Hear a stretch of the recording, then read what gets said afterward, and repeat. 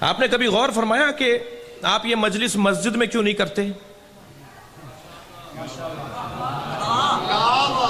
جبکہ آپ کی مسجد ہے، آپ نے مسجد علیحدہ بنائی ہوئی ہے، امام بارگاہ علیحدہ بنایا ہوا ہے، آپ کے پاس پیسہ زیادہ ہے؟ سب مسجد بناتے ہیں، آپ بھی مسجد بناتے ہیں، سب امام بارگاہ سب مدرسہ بناتے ہیں، آپ بھی مدرسہ بناتے ہیں، آپ یہ امام بارگاہ کیوں بناتے ہیں؟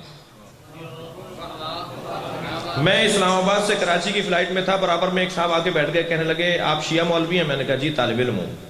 کہنے لگے آپ سے سوال کر لوں؟ میں نے کہا بھائی یہ امامہ ابا قبا پہن کر اسی لیے پھر رہا ہوں کہ آپ سوال کر لیں۔ ہمارے بارے میں خود سے فیصلے کرتے ہیں اور ہم سے نہیں پوچھتے۔ ان کی 40 پاروں کا قرآن تھا، 10 پارے فلاں کی بکری کھا گئی۔ بکری تمہاری ہے، جواب ہم دیں؟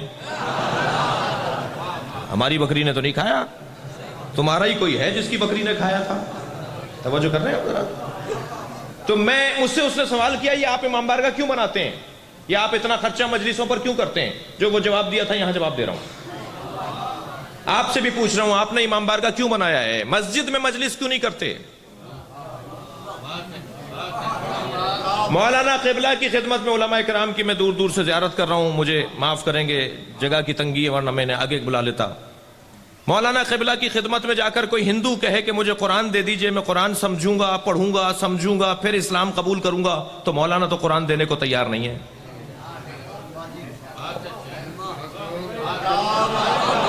کچھ کر رہے ایک غیر مسلم آ کر کہے کہ جی مجھے قرآن مجید پڑھنے کو دے دیجئے، آپ تو قرآن دینے کو تیار نہیں ہیں، یہ کیسے ہدایت پائے گا؟ یہ کیسے ہدایت پائے گا؟ اسے کیسے ہدایت نصیب ہوگی؟ یہ ہدایت چاہتا ہے، سمجھنا چاہتا ہے، یہ کہاں جا کر سمجھے؟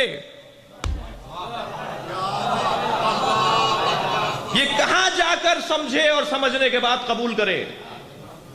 عزیزان گرامی، اسی پنجاب کے اندر ایک شہر ہے ننکانہ صاحب، جی ننکانہ صاحب سکھوں کا بہت بڑا مرکز ہے۔ کراچی میں ہمارے ایک شاعر تھے، ہمارے ایک دوست تھے، وہ مجھ سے کہنے لگے کہ آپ ننکانہ صاحب سے گزرتے ہیں، واربرٹن جاتا تھا مجلس پڑھنے، تو کہنے لگے کہ آپ ننکانہ صاحب کے مزار پر گئے؟ میں نے کہا بھائی وہ سکھوں کا مرکز ہے، میرا کیا تعلق ہے؟ کہنے لگے ننکانہ صاحب محب اہل بیت تھے۔ تو میں نے کہا اگر محب اہل بیت تھے پھر سلام کرنے ضرور جاؤں گا۔ تو میں اسی ابا قبا کے ساتھ پہنچ گیا ننکانہ صاحب کے مزار کے دروازے پر، تو روک لیا انہوں نے ہمیں، کہنے لگے سکھوں کے علاوہ تو کوئی اندر نہیں جائے گا؟ تو میں نے کہا آپ اپنے بڑوں کو جا کے بتائیے کہ مسلمانوں میں سے وہ آئے ہیں جو اہل بیت کو چاہتے ہیں۔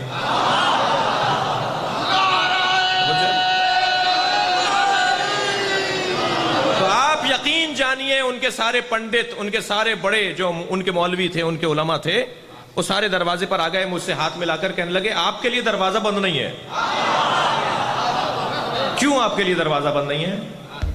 کیوں محبان اہل بیت کے لیے مندر میں اور جی گردوارے میں اور چرچ میں کیوں دروازے بند نہیں ہیں؟ توجہ کر لی آپ حضرات نے؟ کیوں آپ نے مسجد میں مجلس نہیں کی؟ نتیجہ دے رہا ہوں، مسجد میں داخلے کے لیے شرط و شرائط ہیں۔ شریعت نے شرط و شرائط رکھے ہیں، فلاں نہیں آ سکتا، فلاں نہیں آ سکتا، فلاں نہیں آ سکتا، ہمیں وہ قبول ہے اس لیے کہ شریعت کا حکم ہے۔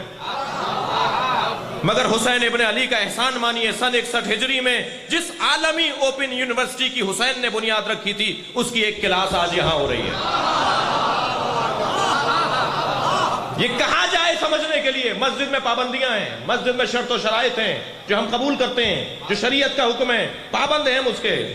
ہم ہندو کو نہیں لے جا سکتے مسجد میں، ہم سکھ کو نہیں لے جا سکتے مسجد میں، ہم یہودی کو نہیں لے جا سکتے مسجد میں، شرط و شرائط ہیں، کوئی ایک جگہ تو ہو۔ میں جملہ دے رہا ہوں آپ کی محترم سماعتوں کے لیے، حسین کا یہ خیمہ ہے، ہر آنے والے حر کے لیے کھلا رہنا چاہیے۔